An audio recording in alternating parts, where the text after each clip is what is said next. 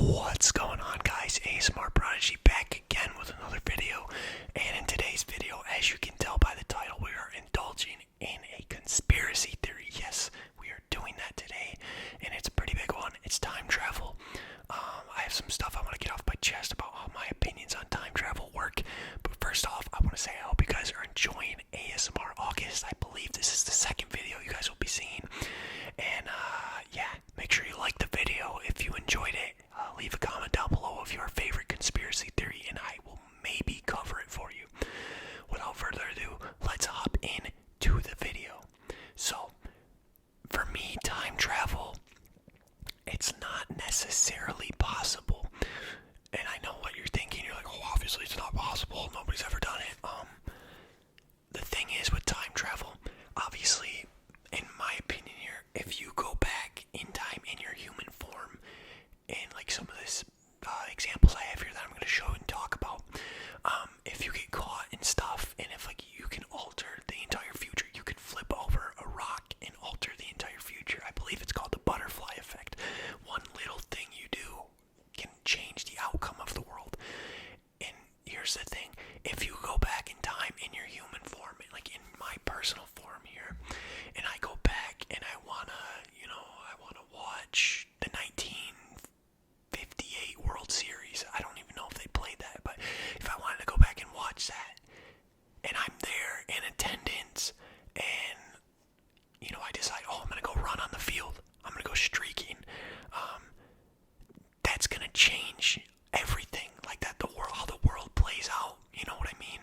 And then also, like, if you look at it as if, oh, I'm gonna go back in time and fix a mistake I made, I'm gonna go back in time and change something bad that happened to me, that necessarily is literally gonna change life as you know it. So you're gonna go back in time and change a stupid mistake you did in school, and then you're gonna come back into the future from where you came from, and your life will be different. It will be completely different.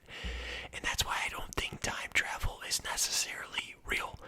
But my theory on time travel and how it could be possible is, obviously I don't think it is right now, but in the future, if they get the technology for it, you can go back in time and you're like a hologram. Nobody can see you, and you can watch stuff happen. You can't physically interact. You can't change the outcome of anything, but you can watch stuff. I think that would be really cool. You could go back in time and watch, your grandpa being born or something. I don't know. That's kind of a weird example. But let's indulge in these examples I have, and I'll talk about them, and I'll throw pictures up on the screen. So the first one I have is of a 1928 Charlie Chaplin movie. If you don't know who Charlie Chaplin is, he's like silent movies, because obviously back then they didn't have color stuff, but it's a lady, and she's holding something up to her ear, like a cell phone, and to me it doesn't look like it's like an iPhone. It looks like maybe a flip phone, or how like there's house phones, the older house phones they're just like handheld, and then you just do that. It doesn't look like a cell phone. You guys let me know what you think. But obviously they didn't have that kind of technology back in 1928 for the cell phone. I think cell phones came out in like even late 80s, early 90s, and they were big blocky phones. They weren't smartphones or flip phones, or like in this picture, it's not a big blocky phone for this lady that she's holding. There is speculation that it could be a hearing aid, which I could buy, because I don't know about hearing aids back then, but it kind of does look like a phone, I'm not gonna lie to you. So let me know what you guys think about it down below in the comments, and let's move on to our next example. So for this next example, it is the world famous time traveling hipster. I'll let you guys decide what it is, but supposedly this is a photograph taken in 1941 at the South Fork Bridge in Canada.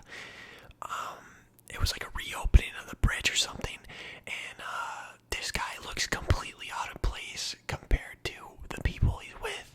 I don't know if that's like a Michigan Wolverine shirt, or if that's like a small town Canadian team or something that he's rocking, but he definitely looks out of place, and he doesn't